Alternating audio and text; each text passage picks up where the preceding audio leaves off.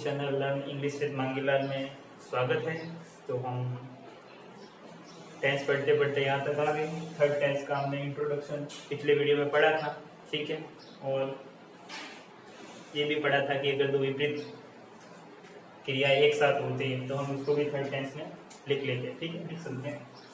तो अब नेक्स्ट एक और भी लिख लेते हैं कि क्या होता है कि एक, जैसे कि हमने पिछला वाला जो इससे जस्ट पहले वाला इसका जो रूल इसी टेंस के अंदर लिखाया था, उसके अंदर क्या था, एक ही टेंस था, यानी कि इस तरफ भी है जाया था तो इस तरफ भी तीसरा टेंस था और वाई करके हमने इस तरफ भी तीसरा टेंस लिखा था, ठीक है। तो इस तरफ भी तीसरा टेंस था, इस तरफ भी तीसरा टेंस था और दोनों टेंसों को हमने मतलब एक ही वाक्य में लिखा था। कई बार क्या होता है कि एक ही वाक्य के अंदर दो टेंस आ जाते हैं, ठीक है। और नियम तो ये होता है कि अगर एक वाक्य के अंदर आप दो टेंस यूज कर रहे हो तो आपको दोनों टेंस की हेल्पिंग वर्ब लिखनी होगी और दोनों टेंस की मेन वर्ब भी लिखनी होगी। लेकिन करते क्या है, लोग गलती कर देते हैं, मतलब हेल्पिंग वर्ब तो दोनों लिखेंगे लेकिन वर्ब एक ही लिखेंगे, ठीक है, या वर्ब दोनों लिखेंगे तो हेल्पिंग वर्ब एक ही लिखेंगे, ठीक है। तो ऐसी गलती करते हैं, लेकिन ऐसी गलती नहीं करनी, वो मैं इस टेंस के अंदर इस टेंस का एग्जांपल देके समझा देता हूँ, ठीक है। कि ये नियम क्या है कि यदि किसी वाक्य में दो टेंस का प्रयोग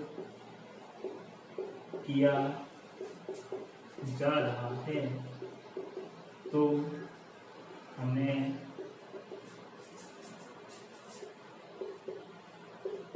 दोनों टेंस की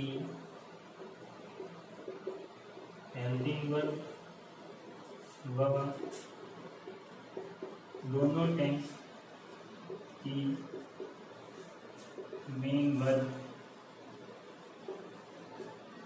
अलग अलग लिखना होगा, ठीक। कैसे? मान लो कि मैं एक वाक्य लिखा हूं, I have done this, I have done this work, यानी कि मैंने ये काम किया है। ये कौन सा टेंस है? तीसरा टेंस है। मैं एक और वाक्य लिखता हूं, I will do this work again, ठीक है। I have done this work, यानी कि मैंने ये काम किया है या कर चुका हूं। I will do this work again, यानी कि ये काम मैं वापस करूंगा। अब देखो यहाँ पे आई और आई यानी कि सब्जेक्ट दोनों में समान है, ठीक है। दिस वर्क और दिस वर्क ऑब्जेक्ट भी दोनों में समान है, ठीक है। तो जिस प्रकार मैथ्स में कॉमन लेते हैं, ठीक है, मैथ्स मेरा भी फेवरेट सब्जेक्ट है, तो जहाँ पर इन दोनों के अंदर भी हम मैथ्स की तरफ कॉमन लेके अगर इन दो वाक्यों को जोड़ेंगे, ठीक है, तो क्या आएगा, दोनों के अंदर सब्जेक्ट समान है तो दोनों का इकट्ठा सब्जेक्ट लिख लिया, ठीक है। अब इसके अंदर की अब नियम क्या कहता है कि यदि किसी वाक्य में दो टेंस है, जैसे कि हमने अब इन दोनों को जोड़ेंगे और एक वाक्य लिखेंगे तो इस वाक्य के अंदर दो टेंस आ जाएंगे, ठीक है। तो यदि किसी वाक्य में दो टेंस का प्रयोग किया जा रहा है तो हमें दोनों टेंस की हेल्पिंग वर्ब और दोनों टेंस की मेन वर्ब अलग अलग लिखना होगा, ठीक है। जैसे कि इस टेंस की हेल्पिंग वर्ब और मेन वर्ब यहाँ लिख लेते, पहले तो सब्जेक्ट लिखा, सब्जेक्ट वर्ब क्या आती है, हेल्पिंग वर्ब, तो पहले इसकी लिख देते हैं, इसकी हेल्पिंग वर्ब लिखी हैव, तो इसके बाद में वर्ब कौन सी आएगी, थर्ड फॉर्म, तो इसी की थर्ड फॉर्म लिखी, ठीक है। आई हैव डन, और दोनों वाक्य को जोड़ने के लिए एंड से जोड़ेंगे और वापस हेल्पिंग वर्ब और वर्ब इस टेंस की लिखेंगे, विल डू, ठीक है। तो सब्जेक्ट आ गया, फिर दोनों टेंस की हेल्पिंग वर्ब आएगी और वर्ब भी आ गई, पहले इसकी लिखी फिर इसकी लिखी और फिर दोनों में ऑब्जेक्ट समान है तो ये लिखिए दिस वर्क और अगेन, ठीक है। यानी कि मैंने ये काम किया है, मैं इस काम को वापस करूंगा, लेकिन इसी दोनों सब्जेक्ट दोनों टेंस को अगर हम जोड़ के लिखेंगे तो क्या होगा, I have done and will do this work again. ठीक है, तो कई बार ये तो सही स्ट्रक्चर है, लोग गलती क्या करते हैं, दोनों टेंस की हेल्पिंग वर्ब तो लिख लेते हैं लेकिन मेन वर्ब एक ही लिखते हैं। कैसे, I have and will do this work again. ठीक है, वो गलती कहाँ करते हैं, गलती यहाँ पे करते हैं कि दोनों टेंसों की हेल्पिंग वर्ब लिख लेते हैं और फिर क्या करते हैं, किसी एक टेंस की वर्ब लिख लेते हैं। यानी कि मान लो कि ये विल लिखा तो विल के लिए तो लिख लिया, लेकिन हैव के लिए तो भी डन लिखना चाहिए था, लेकिन वो नहीं लिखते। ठीक है, तो ऐसी गलती आप मत करना, इसके लिए ये नियम मैंने आपको लिखाया है। ठीक है, छोटा सा ही नियम है, आप ये वाला उतार लो इतना। ठीक है, फिर मैं इसके एक दो एग्जाम्पल और लिखा देता हूँ तो साइड में हो जाता हूँ, आप लिख, ठीक है, लिख लो।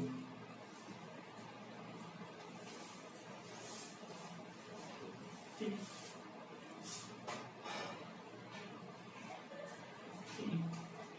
जैसे कि एक और वाक्य है, आई हैव फेस्ड, ठीक है, and will,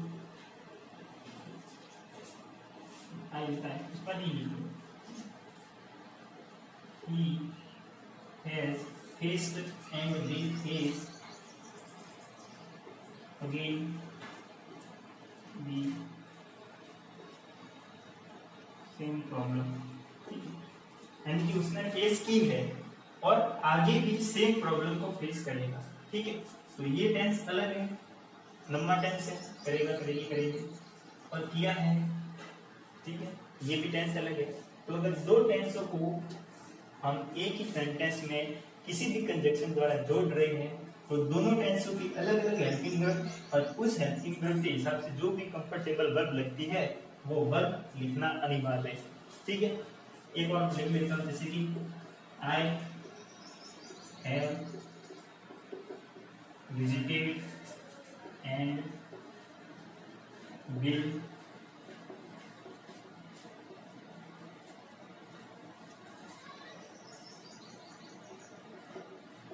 visit again the Taj Mahal.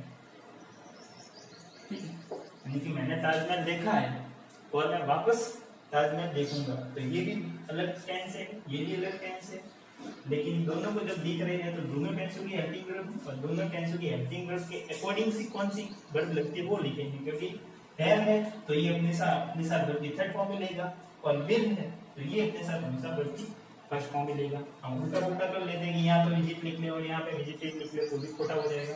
ठीक है, तो ये दो एग्जांपल और इस रूल के अंदर लिख लो। ठीक है,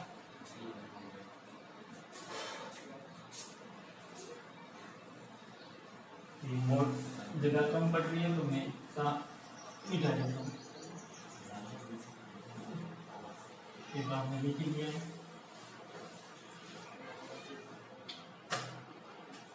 नेक्स्ट रूल, ठीक है, क्या है कि यदि जो सेंटेंस है और सेंटेंस इस शब्द से शुरू हो कि it is first time, it is second time, it is third time और ऐसे करके एंड सो ऑन, कैसे भी करके चलता है। ठीक है, तो अगर वाक्य की शुरुआत यदि वाक्य की शुरुआत किस शब्द से हो, इट इज फर्स्ट टाइम, इससे हो इट इज सेकेंड टाइम, या इससे हो इट इज थर्ड टाइम। ठीक, और ऐसे भी फोर्थ आप लिखते सकते। ठीक है, ये एरर में बहुत ज्यादा बार आता है कि वाक्य की शुरुआत तो इससे कर लेते हैं लेकिन उसके आगे टेंस कौन सा होना चाहिए, तीसरा टेंस होना चाहिए, लेकिन कोई और टेंस दे देते हैं। ठीक है, तो यदि वाक्य की शुरुआत it is first time, it is second time, it is third time ऐसे ही करके एंड सो ऑन कुछ भी हो सकता है, फोर्थ फिफ्थ सिक्स्थ टाइम तक, ठीक है। से हो तो इसके बाद थर्ड टेंस यानी कि नीचे लिख लेना, आपको लिखना हुआ तो प्रेजेंट परफेक्ट टेंस का प्रयोग किया जाता है। और ये एरर में बहुत बार आता है और हम ध्यान नहीं देते, ठीक है। अब इसी के साथ साथ साथ में एक बात और सीख लो, क्योंकि हमने जो ग्रुप मैंने जो साथ में पढ़ा रहा था उस साथ में पढ़ाने का फायदा क्या है कि ये जो हमने तीसरा टेंस है, सातवां टेंस है और 11वां टेंस है, ये पूरा का पूरा परफेक्ट ग्रुप है, ठीक है। उसको साथ में पढ़ाने का फायदा क्या होता है, जैसे ये देखो, it is first time, it is second time, it is third time, ठीक है। सिर्फ इज आ रहा है तब तो तीसरा टेंस है, लेकिन यहाँ पर अगर वाज आ जाए, ठीक है, it was first time, it was second time, it was third time, तो ये सीधा सातवें टेंस का वाक्य हो जाएगा, ठीक है। इसके बाद मतलब सातवें टेंस का वाक्य लिखा जाएगा, ठीक है। तो मैं ये भी साथ में लिख लेता हूँ, फिर मैं सातवें टेंस में वापस नहीं लिखा हूँ इस चीज को, ये बात ध्यान रखना, ठीक है। तो यदि वाक्य की शुरुआत इट वॉज फर्स्ट टाइम या इट वॉज सेकेंड टाइम, ठीक है, या इट वॉज थर्ड टाइम, या ऐसे ही आपको fourth fifth six seven eight जितना आपको इच्छा हो, ठीक है, जैसे भी करना हो वैसे कर रहे, ठीक है। इन सब से हो तो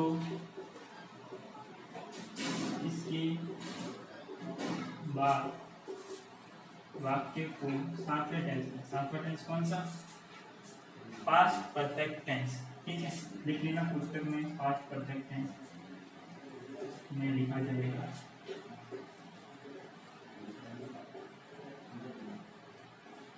ठीक है।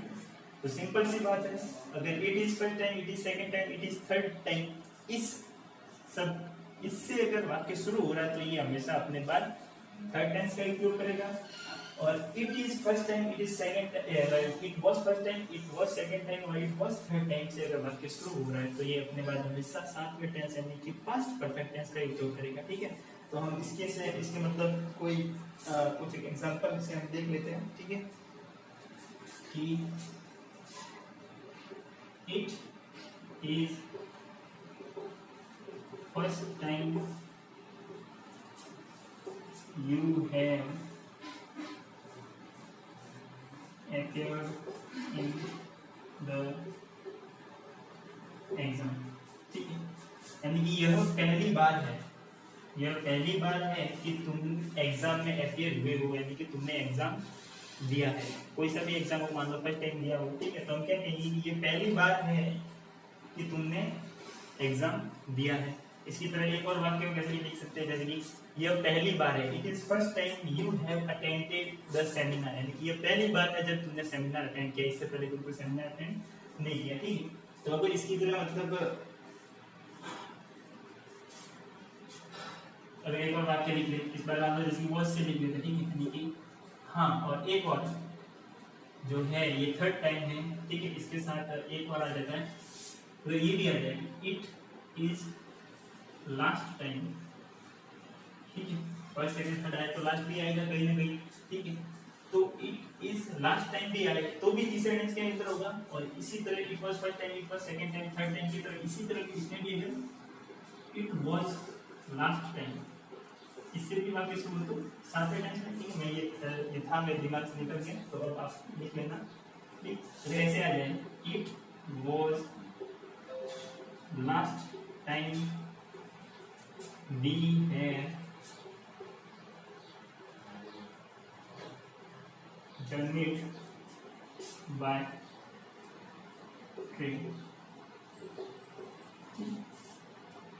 यानी कि इट वॉज लास्ट टाइम यानी कि वो आखिरी बार था कि we have journeyed by train, कि हमने ट्रेन से यात्रा की थी। आप किसी इंसिडेंट के बारे में बात कर रहे हो कि उस टाइम वो आखिरी बार था जब हमने ट्रेन से यात्रा की थी।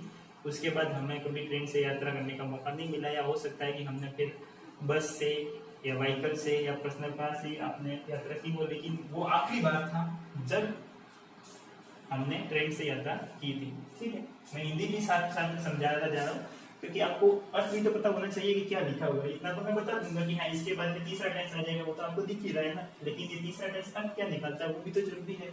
ठीक है, क्योंकि मुझे पता है कि जो मेरा वीडियो देख रहे हैं वो उसमें से लगभग सभी हिंदी मीडियम के स्टूडेंट हैं, और मैं भी हिंदी मीडियम के स्टूडेंट हूँ, तो हर कोई यही चाहता है कि जो भी इंग्लिश में लिखा हुआ उसको समझा तो फिर क्या लिखा हुआ है। ठीक है, और एक और एग्जांपल लिख लेते हैं। देखिए, इट इज थर्ड टाइम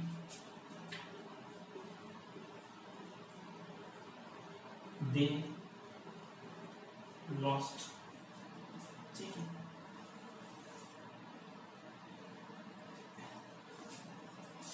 दे नहीं सॉरी दे इज आएगा तो दे हैव आएगा, दे हैव लॉस्ट द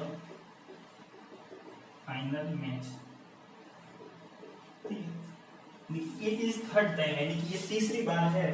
ठीक है, यानी कि ऐसा तीसरी बार हुआ है। They have lost the final match, कि उन्होंने फाइनल मैच को हारा है। पहले भी 2 बार आ चुके हैं और ये तीसरी बार हुआ है। ठीक है, तो ये वाक्य का कुछ सेंस बनता है। ठीक है, मतलब हो सकता है कि आप YouTube से पहली बार मेरे से इंग्लिश पढ़ रहे हो। ठीक है, तो आप क्या कहोगे? ठीक है, अब मतलब जैसे कि आप कहोगे कि मैंने पहली बार मैंने कोचिंग की है। ठीक है, तो क्या कहोगे? It is first time I have I have taken the coaching. ठीक है, तो एग्जाम्पल्स की कोई कमी नहीं है, आप जितने चाहो इतने बना सकते हो। ठीक है, आपको बुक्स बहुत सारी मिल जाएंगी जिसके अंदर एग्जाम्पल बहुत भरमार है, लेकिन जो चीज है वो यही है। ठीक है, और मुझे लगता है कि इतने में तो आपको समझ में आ ही गया होगा। मैं सही में हो जाता हूँ, आप उतार लो, मैं स्क्रीनशॉट वगैरह लेना दे दो।